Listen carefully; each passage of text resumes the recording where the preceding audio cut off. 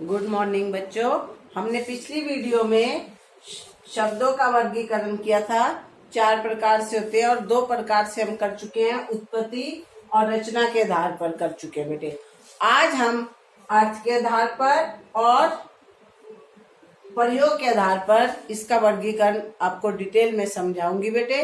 ध्यान पूर्वक सुनना और समझना। तीसरा है अर्थ के आधार पर शब्दों का। अर्थ के आधार पर शब्दों को 4 भागों में बांटा गया बेटे। पहला एकार्थक शब्द, दूसरा अनेकार्थक शब्द, तीसरा समानार्थक शब्द, चौथा विपरीतार्थक शब्द। तो आज हम पहले अब कर रहे हैं एकार्थक शब्द। ऐसे शब्द जिनका एक ही अर्थ होता है, वे है जैसे सरोवर, नदी आदि। दूसरा है अनेकार्थक शब्द। ऐसे शब्द जिनके कई अर्थ निकलते हैं, जैसे अक्ष। अक्ष शब्द ले लो बेटे, इसका अर्थ कील, धुरी और आंख। अब इसके कई अर्थ निकल गए, तो ये क्या कहलाएंगे? अनेकार्थक शब्द। तीसरा है बेटा समानार्थक शब्द।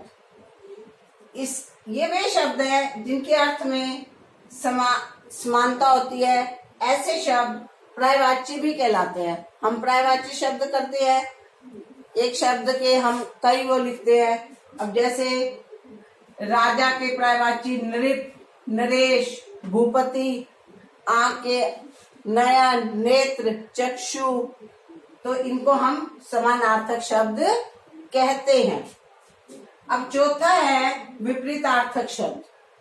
ये वे शब्द हैं बेटे जो विपरीत अर्थात उल्टा अर्थ देते हैं। तो ऐसे शब्द विपरीतार्थक शब्द कहलाते हैं।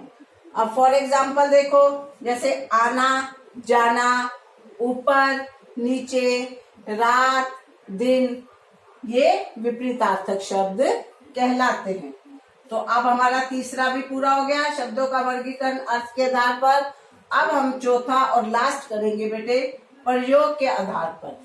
प्रयोग के आधार पर शब्द के 2 भेद होते हैं, विकारी शब्द और अविकारी शब्द। अब विकारी शब्द क्या होते हैं?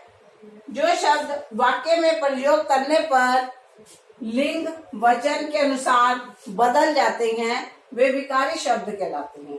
संज्ञा, सर्वनाम, ये सब इसके उदाहरण है। अब जैसे हम कोई फॉर एग्जाम्पल देखो, लड़का जाता है, तो इसका अगर हम इसका लिंग चेंज करें, लड़की जाती है, तो ये बदल गया ना, लड़के का लड़की हो गया और जाता जाती हो गया। तो ऐसे शब्द विकारी शब्द कहलाते हैं। दूसरा है बेटा अविकारी शब्द। ये वे शब्द हैं जिनका वाक्य में प्रयोग करने पर वे नहीं बदलते हैं, कोई इन पर कोई प्रभाव नहीं आता, वे बदलते नहीं हैं।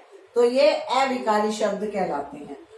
ये वे शब्द हैं जैसे क्रिया विशेषण, संबंध बोधक आदि। अब इसका भी मैं तुम्हें एग्जाम्पल देती हूँ।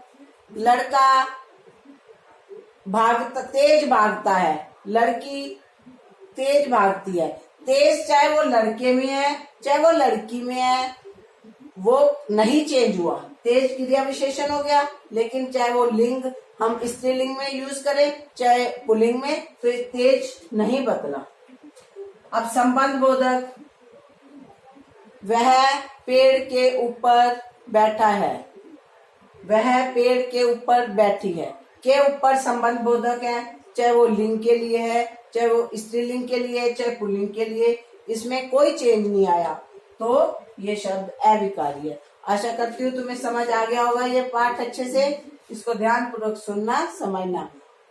Thank you, have a nice day. मेरे चैनल को सब्सक्राइब करना, मेरी वीडियो को लाइक करना।